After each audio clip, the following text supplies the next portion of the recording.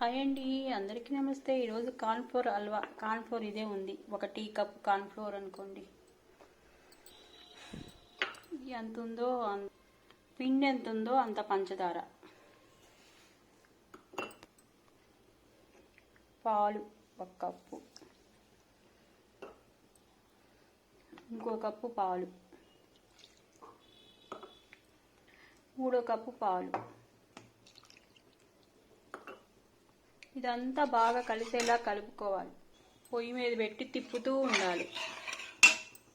ఒక ప్లేట్కి నెయ్యి రాసుకోవాలి.